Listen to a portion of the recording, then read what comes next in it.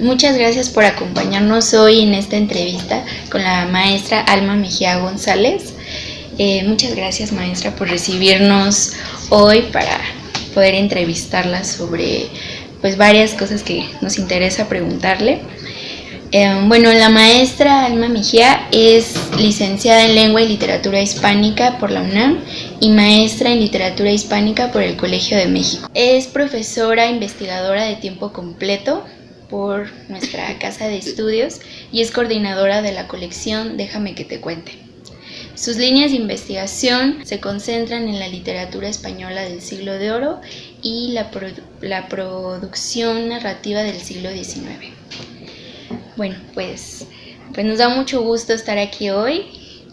Primero queremos comenzar por saber su opinión de cómo ha sido la evolución del CECIL tras 19 ediciones, que el próximo año ya se cumplen 20. Pues la primera edición del CECIL estaba yo muy recién llegada a la UAM, estaba muy nueva en la UAM. Y sí recuerdo que fue una organización muy intensa de los alumnos, había mucha expectativa porque era la primera vez que se realizaba aquí. Y pues han tenido una constancia muy notable, a diferencia de otras instituciones y otras licenciaturas que no han tenido un recorrido tan constante como el de esta licenciatura. Yo creo que hay muchos cambios, ¿no? Desde los primeros CECIL hasta estos últimos. Creo que se han aprendido muchas maneras de organizarse. También creo que la proliferación de los congresos de estudiantes pues ha sido muy benéfico en la formación de ustedes, y eso también, asistir a otros congresos en otras instituciones, recibir a gente externa a la UAM, pues ha dado una proyección que antes no se tenía, ¿no? Y también una madurez a la organización que no veíamos en las primeras ocasiones.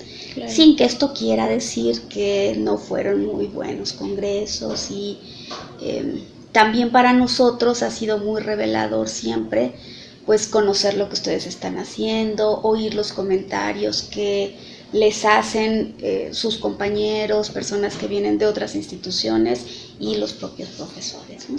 Claro. Entonces, diría que ¿cuál ha sido como la mayor importancia para los alumnos el hacer un congreso estudiantil? Pues yo creo que tener experiencia en estas labores de organización, pero también creo sobre todo que les da mucha madurez en la realización de sus propios trabajos, porque no es lo mismo preparar un trabajo para acreditar una materia que preparar un trabajo para exponerlo a la opinión de sus iguales, de sus pares, y también exponerlo a la opinión de los profesores, ¿no? Sí. Que también para nosotros es una oportunidad diferente de conocerlos y oírlos, porque muchas veces no sabemos lo que están haciendo en otras materias, no conocemos sus intereses en otras áreas, y es muy revelador para nosotros oírlos en estas experiencias, ¿no? Digamos, ya propiamente profesionales, aunque todavía pues como estudiantes, ¿no? Sí, desde luego. Y pasando como a las preguntas a partir de sus líneas de investigación, queremos saber su opinión de cómo se configura el personaje femenino pues a partir del siglo de oro, el siglo XIX. Pues este es uno de los temas que a mí me interesa muchísimo desde hace algunos años, ¿no? Ir rastreando cómo se configuran los personajes femeninos desde, por un lado, las conciencias masculinas, y por el otro lado, cómo también van surgiendo cada vez más creadoras, ¿no? Escritoras que escriben, crean desde parámetros ya definidos, contextos literarios muy conocidos por ellas, pero que al mismo tiempo su perspectiva desde el otro género les proporciona ciertas particularidades, ¿no? En el caso, pues, de los siglos de oro, para mí ha sido siempre muy atractiva la figura de María de Sayas y sus peculiaridades frente a escritores que están configurando personajes femeninos, pero desde una perspectiva diferente, por supuesto, ¿no? También creo que es muy interesante analizar cómo desde la conciencia masculina se van creando personajes femeninos, pues, a todas luces novedosos, transgresores, atractivos para los lectores de su momento y para nosotros también, lectores del siglo XXI, ¿no? Creo que es muy importante reconocer cómo muchas de las figuras ficcionales, personajes literarios en los cuales encontramos los discursos de alabanza, los atributos femeninos, sí, la defensa de los derechos de la mujer a la educación, al pensamiento intelectual, a la libertad de elección, por ejemplo, de una pareja amorosa, libertad también de los caminos vitales, ¿no?, en los cuales se quieren desarrollar, aparecen muchas veces en plumas masculinas, ¿no? Y estoy pensando, pues, por ejemplo, en el caso de Marcela la Pastora en El Quijote, en el caso de Laurencia en Fuente Ovejuna, y muchos otros, por ejemplo, también Selvagia en La Diana de Montemayor, ¿no? Hay muchos personajes femeninos creados por escritores que ya están exponiendo desde su perspectiva como personajes, estos atributos que deben ser defendidos y que deben ser argumentados, ¿no?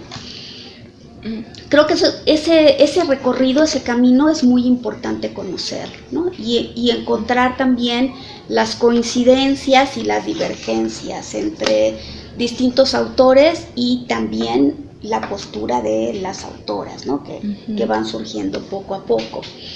En el caso del siglo XIX, que es otro de los ámbitos que a mí me interesa mucho, pues se concentra en una época que fue vital justamente para la definición de los cánones masculinos y femeninos, de los cuales todavía somos herederos, ¿no? En particular, a mí me ha interesado siempre destacar en la producción del siglo XIX la concepción desde una conciencia masculina de las cualidades, de las características de los personajes femeninos propensos a la enfermedad, a la disfuncionalidad, a los vicios, porque creo que es muy interesante ver cómo los cambios sociales que poco a poco han ido ganando terreno para la presencia de las mujeres en las escuelas, en los trabajos, en el discurso público también, sí, tiene alarmada a la sociedad de su momento, tanto hombres como mujeres, porque significa también un cambio de paradigmas que a todo mundo le causa inquietud. Y los discursos, por un lado los discursos no literarios, el discurso médico, el discurso legal, empiezan a reflexionar sobre las posibilidades de pensar en las mujeres como dignas o como suficientes para ejercer ciertos derechos que no se han tenido hasta ese momento. Y por el otro lado, también muchos discursos de diferentes áreas empiezan a hacer una contrapropuesta en donde es importante señalar aquellas características que ven como negativas, ¿no?, para el ejercicio de estas libertades. Durante el siglo XIX, pues tenemos una importancia en las obras donde se plantean a personajes femeninos que no respetan los límites impuestos por la sociedad. Y estas figuras femeninas pues suelen tener finales desastrosos, ¿no? Sí. Porque también son obras pensadas para alertar a sus lectores, hombres y mujeres, de las malas consecuencias que pueden tener estos cambios, ¿no? No hace falta mencionar más que pues el enorme ciclo de novelas de adúlteras, ¿no? que son tan prolíficas en el siglo XIX. Me interesa entonces mucho rastrear esas configuraciones de mujeres escritas desde una perspectiva masculina como personajes que se consideran peligrosos, ¿no? Que la evolución de estas libertades puede conducir a una catástrofe social, ¿no? Y por el otro lado, el surgimiento también en el XIX de conciencias femeninas, escritoras que postulan desde su perspectiva la validez de su discurso y las potencialidades no exploradas, ¿no? De la naturaleza femenina. Sí. Entonces creo que es muy importante para nosotros como estudiosos de la literatura pensar en estas dos dimensiones, ¿no? Por un lado, las figuras femeninas configuradas desde una conciencia masculina, que lejos de rechazarlas o de verlas como nocivas, creo que es muy importante conocer cuál ha sido el camino recorrido para entender cómo surgen también las posibilidades desde un discurso femenino que aboga por la validez de la libertad en las decisiones en todos los aspectos de la vida de las mujeres, ¿no? Sí, ese punto es muy interesante y pues nos gustaría que pudiera ejemplificar en Benito Pérez Galdós y Emilia Pardo Bazán, pues con base en esta perspectiva del personaje femenino, desde estas dos dimensiones, pues que marcaron una época decimonónica. Sí, pues justamente es una pareja ejemplar, ¿no? En el sentido de que podemos ver en ambos que ambos son autores prolíficos y ambos con mucho interés en hablar de las diferencias entre hombres y mujeres dentro de la caracterización de sus personajes. Una divergencia pues notable, ¿verdad? Por un lado, Benito Pérez Galdós, que es un autor espléndido, sí, que tiene la oportunidad de presentar a lo largo de su muy vasta producción una gran variedad de figuras femeninas. Pensemos simplemente pues en Fortunata y Jacinta, o en Doña Perfecta, o en Marianela, ¿no? Personajes muy famosos, no solamente en el ámbito académico, sino en el ámbito de un público lector mucho mayor, ¿no? Particularmente dentro de esa variedad enorme que tiene Pérez Galdós en la pintura de mujeres, en sus obras, creo que es de muy particular interés las novelas que van de 1881 a 1887, que es el periodo en el que se inicia con La Desheredada y va a culminar con Fortunata y Jacinta.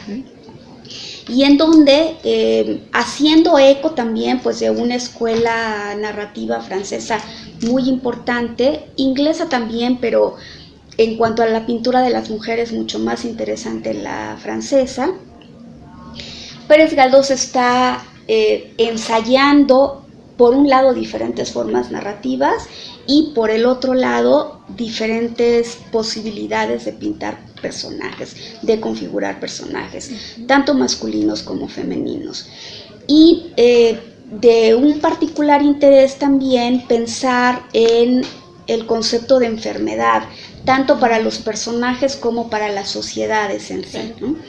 Y muchas de las mujeres que retrata Pérez Galdós en este núcleo de novelas tienen características de personas enfermas, ¿no? Pensando más en una enfermedad moral que en una enfermedad biológica, fisiológica, aunque no debemos olvidar nunca que para el siglo XIX la enfermedad moral y la enfermedad fisiológica están íntimamente ligadas, ¿no? Por el otro lado, Emilia Pardo Bazán, que ha seguido también los moldes de la novela francesa, que es también una muy gran conocedora de la novela europea, más allá de lo que Pérez Galdós explota, Emilia Pardo Bazán también va a explotar la novela rusa, ¿no? Va a tener un conocimiento de la novela rusa. Escribe desde una sensibilidad diferente, por supuesto, desde una vivencia diferente y bajo una perspectiva en la que le interesa resaltar la individualidad de los personajes. No es que Pérez Galdós no lo haga, porque también sí, dentro de las características de la novela decimonónica está el interés por explotar eso. Pero en Emilia Pardo Bazán encontramos figuras femeninas que no encontramos en otras producciones masculinas, ¿no? Existe el desarrollo, el interés por desarrollar estos temas sobre la sensualidad, la sexualidad, la maternidad, todas las funciones que acompañan a la maternidad desde una forma corporal y también desde otra perspectiva más emocional, ¿no?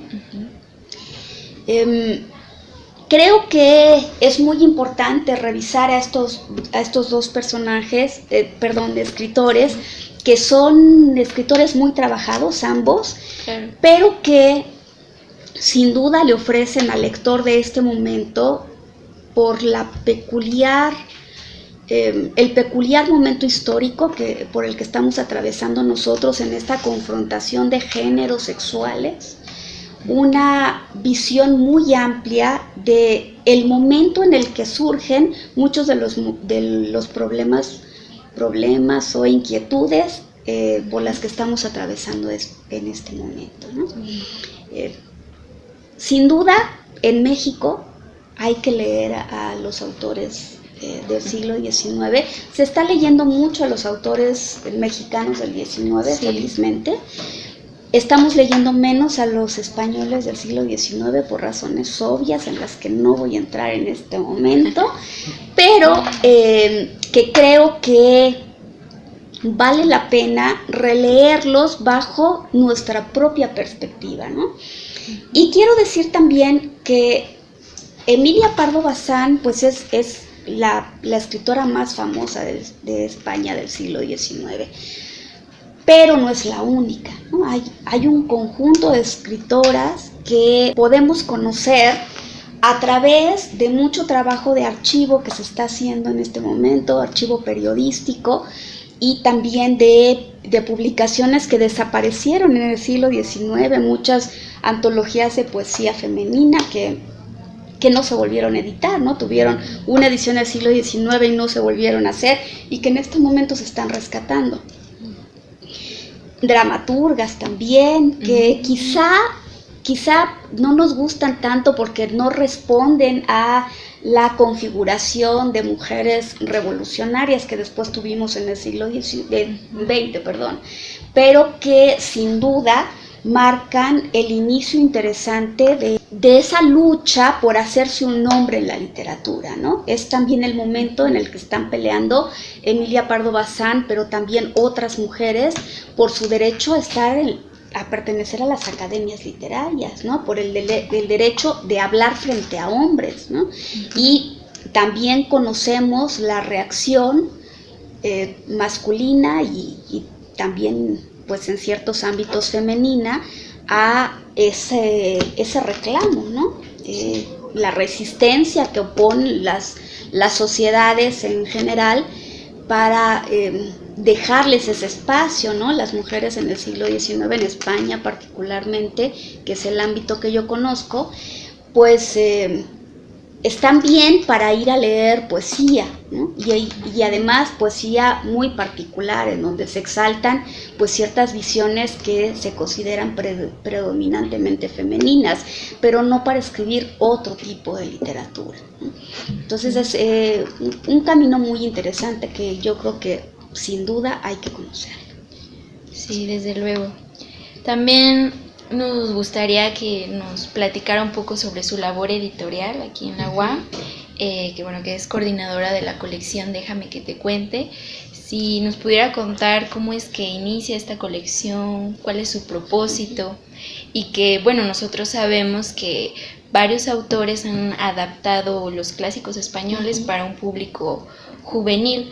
Y dentro de esta colección hay pues también la mujer, ¿no? Aparece como personaje o protagonista en estas adaptaciones, como como Santa, la Gitanilla, la Celestina. Sí. ¿Nos pudiera comentar? Sí, pues esta colección surge hace 10 años, estamos este año cumpliendo 10 años, y surge como una inquietud particular de vincular nuestro trabajo académico con el público preuniversitario, un poco también como respuesta a este reclamo que siempre tenemos los profesores universitarios, un reclamo general de que los alumnos leen muy poco cuando llegan a la universidad, tienen muy poco conocimiento literario. Yo me cuestionaba que efectivamente era pues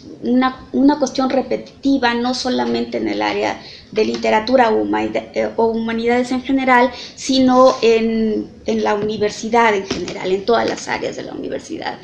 Y pensaba que teníamos que hacer algo para responder a nuestro propio reclamo, ¿no? Porque además el profesor universitario de las humanidades tiene poco contacto con los niveles que preceden a la universidad. Uh-huh.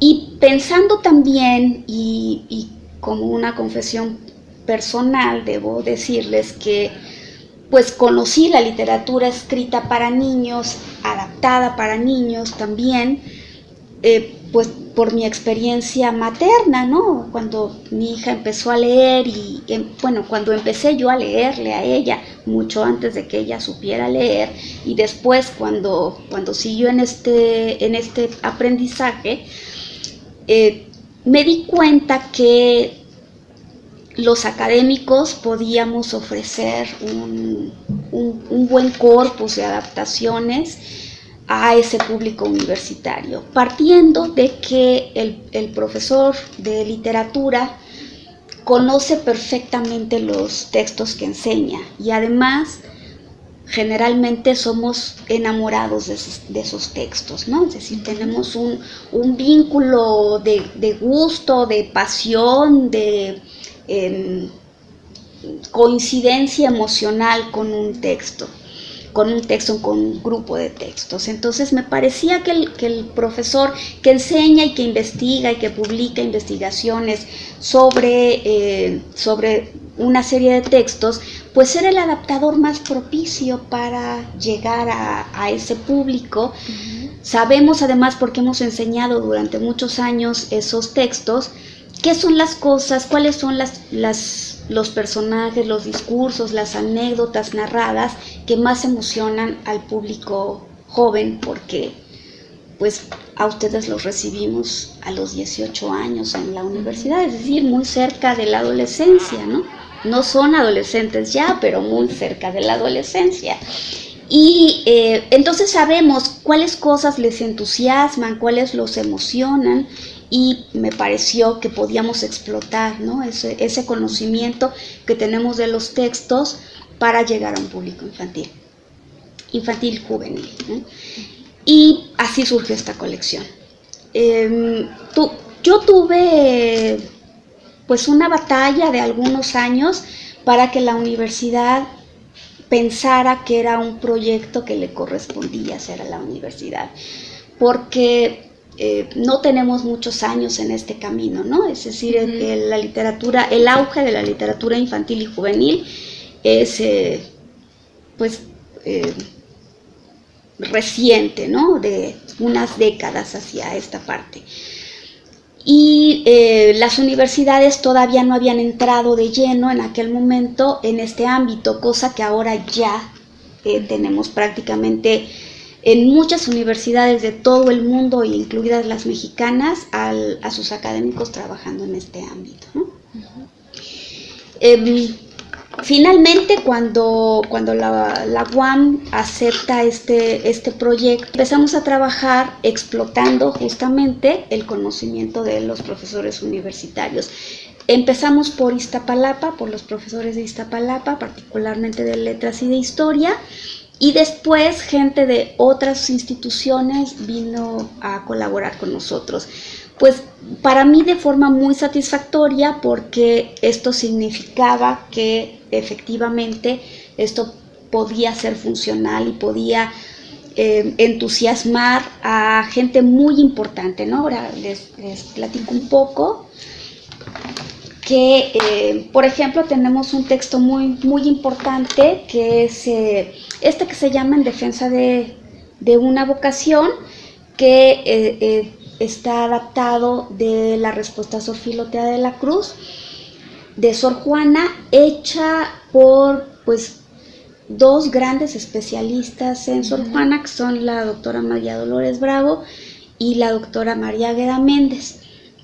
Ellas, cuando conocieron la colección, pues quisieron venir a trabajar un texto que pues es importantísimo para nuestra tradición literaria, para justamente estas mujeres que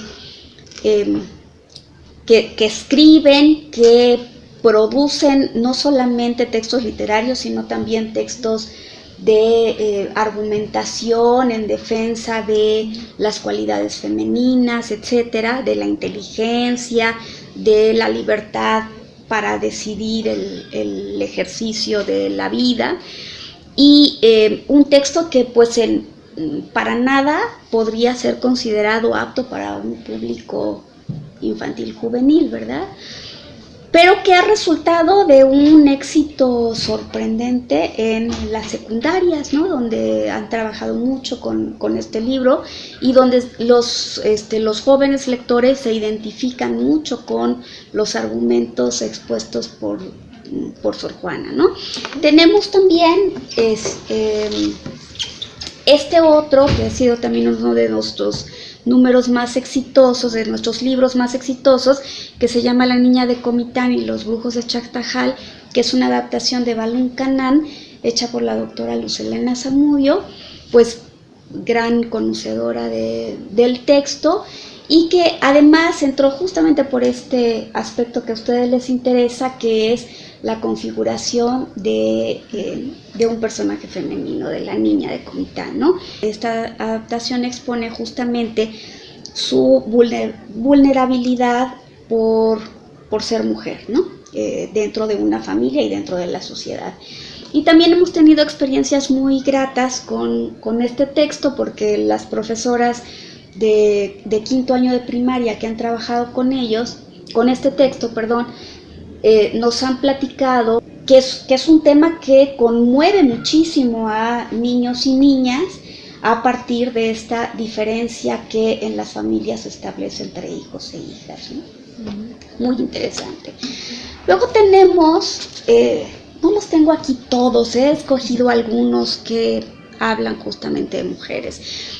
Que se llama Oriana la Sin Par, que es la historia de la novia de Amadís de Gaula, ¿verdad?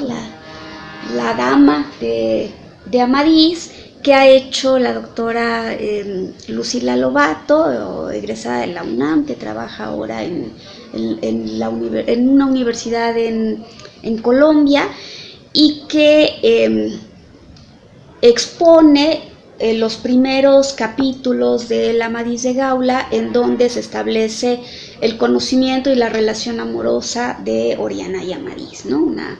Una historia caballeresca muy atractiva.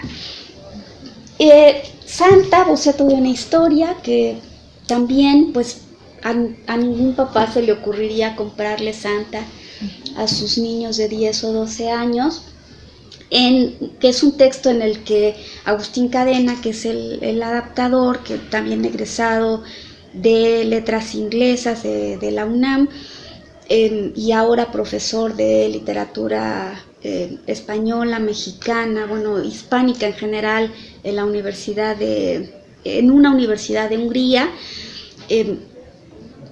logró hacer una adaptación en donde hay una voz intermedia, ¿no? Nos parecía algunos textos como La Celestina, que no tengo ahora aquí el ejemplar, pero que también habla de Melibea, o Santa, necesitaba, por esa lejanía de orden moral que tenemos respecto de los textos, necesitaba una voz intermedia que expusiera a la distancia en que fueron producidos estos textos la explicación para el joven lector de este momento, para el cual, por supuesto, ya muchos de estos temas pues están desfasados, ¿no? Sí. Y bueno, por último quiero enseñarles el que yo adapté, que es Preciosa, La gitanilla del más especial donaire, una adaptación de La gitanilla de Cervantes, en donde me propuse, pues, en primer lugar, cambiar la voz narrativa, o sea, narrar desde Preciosa, desde la protagonista, y concentrar toda la atención narrativa de la adaptación en esta figura, ¿no? Por el otro lado, también es muy importante decirles que tratamos en esta colección de mantener las características literarias del texto, ¿no? Es decir, no cambiar todo lo que sea posible, porque sí, en muchas ocasiones tenemos que hacer algunas adaptaciones en el texto mismo, pero tratar de no modificar demasiado el lenguaje, ¿no? Para que el lector joven se acostumbre también y pueda apreciar las particularidades del lenguaje literario, que es algo que no encontramos en todas las adaptaciones, ¿no? Sí, creo que la UAM hace una gran labor en preservar, ¿no? En mostrar pues los clásicos que son maravillosos y que muchos jóvenes o niños o familias no los conocen, ¿no? La colección, ¿dónde la podemos adquirir? Sí, pues todos nuestros libros están en todas las librerías de la UAM, los 5 planteles de la UAM y otras librerías como la de la Casa del Tiempo y la Casa de la Primera Imprenta y la Rectoría General, ¿no? También podemos hacer pedidos especiales, ¿no? Es decir, nosotros tenemos forma de hacerles llegar ejemplares a cualquier persona que esté interesada para esto, ¿no? También una de nuestras presencias más frecuentes es en las ferias del libro, ¿no? Donde solemos presentar nuestras novedades y vender allí al público interesado, ¿no? Y déjenme platicarles que pues una de las experiencias más gratas que yo he tenido con el trabajo de esta colección es que en algunas presentaciones matrimonios jóvenes de papás de 25, 26 años con niños de 3, 4, 5 años se han acercado a decirnos que pues que ellos nunca leyeron estos textos y que están leyéndolos en el momento que se los leen a sus hijos. Y yo creo que eso es una maravilla de los libros para niños, que ustedes no lo saben porque son muy jóvenes, pero no tiene muchos años, no tiene muchas décadas que hay una producción tan abundante y tan atractiva para los públicos preuniversitarios, ¿no? Hay toda una construcción editorial, ¿no? En este momento, para estos jóvenes lectores. Yo quizá no debería decir esto, pero no toda la oferta tiene la misma calidad. Hay cosas muy buenas, y yo creo que esto a la larga pues tiene que dar resultados en lectores más atentos, lectores más gozosos, ¿no? Lectores más informados, que nos permita seguir estableciendo ese lazo que no debemos romper entre la sociedad, los jóvenes antes de llegar a la universidad y la universidad misma, ¿no? Yo creo que esto es muy importante, que las universidades en este momento tienen una conciencia muy clara de que ese lazo debe no solo mantenerse, sino ampliarse cada vez más, ¿no? Claro. Sí, pues maravillosa información sobre la colección Déjame que te cuente. Pues los invitamos a adquirir los libros y a acercarse a un punto de vista diferente, ¿no? De tratar la literatura. Ya para terminar la entrevista, nos gustaría que si nos puede recomendar 3 libros de escritoras, o bien donde se aprecie pues el personaje femenino en cualquier otro ámbito. Pues les voy a recomendar muchos, no 3. Yo creo que depende un poco del interés de cada lector por épocas y por autores a los que siente más cercanos a su sensibilidad. Pero yo creo que es imprescindible conocer la configuración de personajes y discursos femeninos desde la perspectiva masculina en los siglos XVI y XVII, ¿no? De la mano de grandes autores como Lope de Vega, Calderón de la Barca, Cervantes, por supuesto, Jorge de Montemayor y bastantes otros, pero yo podría decir en este momento, pues El Quijote, La vida es sueño, Fuente Ovejuna, ¿no? Textos en donde la configuración de las mujeres es espléndida, ¿no? De esos personajes femeninos es espléndida, y donde además los autores masculinos, ¿no? Hacen son portavoces de esos personajes femeninos, y a veces también algunos masculinos, de esta discusión que hay sobre los atributos femeninos, ¿no? También por ahí algunos vicios, ¿no? Pero muchos atributos. Eso yo creo que es muy importante conocerlo.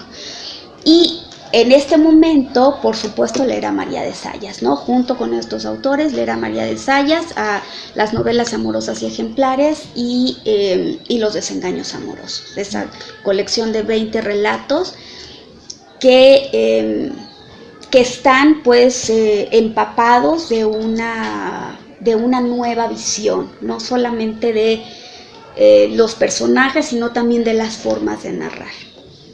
Y por el otro lado, en mi otro interés, que es el siglo XIX español, pues yo creo que es espléndido conocer todas estas novelas protagonizadas por mujeres, en donde podemos notar una sensibilidad muy, muy clara, que está preocupada por todos los cambios que están surgiendo respecto de los paradigmas genéricos sexuales, ¿no?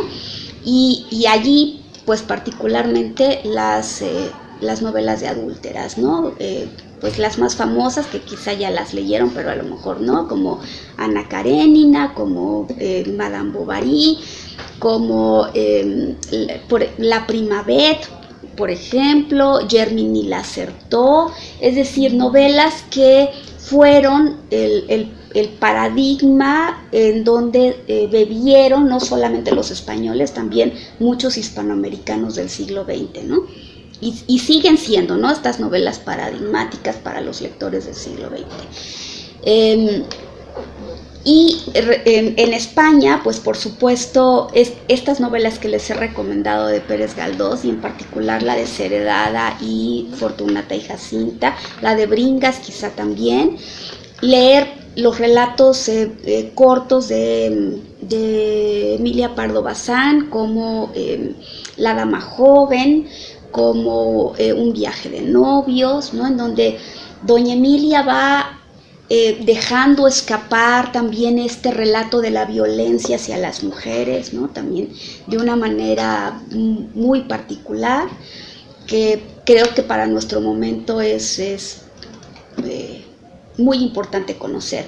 Y sin duda no hay que perderse Insolación, ¿no?, de Emilia Pardo Bazán. También quiero decirles, comentarles que con estas novelas de adúlteras que les había hablado hace un rato, pasó un fenómeno muy particular, que muchas de ellas escriben para mostrar los peligros del comportamiento femenino y para hacerlas ver como la figura negativa, ¿verdad? El contraejemplo, como Emma Bovary no hay que ser, ¿no? Como Ana Karenina no hay que comportarse. Pero pasó muy poco tiempo realmente para que estas mujeres empezaran a verse como ejemplos de conducta transgresora que indicaban un triunfo en esta concepción de las mujeres, ¿no? De tal suerte que ahora, pues, son heroínas, ¿no? Con su parte trágica, por supuesto, ¿no? Todas terminan muertas, a excepción de las galdosianas, pero sin duda envueltas en una muerte trágica, ¿no? Que las hace verse más como un ejemplo que como un contraejemplo. Entonces esto también es muy interesante, ver cómo las distintas épocas han leído de forma diferente estas figuras femeninas. Y otro de los grandes ejemplos es, por supuesto, pues la pastora Marcela del Quijote, ¿no? Que pues hay personas muy indignadas porque se le puede ver como promotora o como precursora de ciertos postulados que después se adjudicaron al pensamiento feminista, ¿no? Y que por supuesto, sí, desde una perspectiva rigurosamente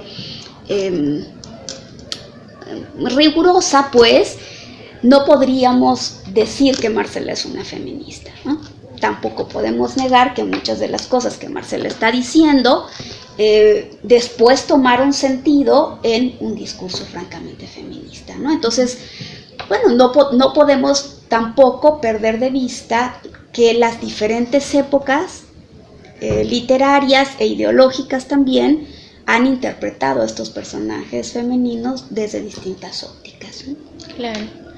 Bueno, pues agradecemos mucho la participación de la maestra Alma Mejía. Muchas gracias por su tiempo, la información que nos ha brindado es riquísima y bueno, eso sería todo. Muchas gracias. Gracias por la entrevista y mucho éxito en el Cecil.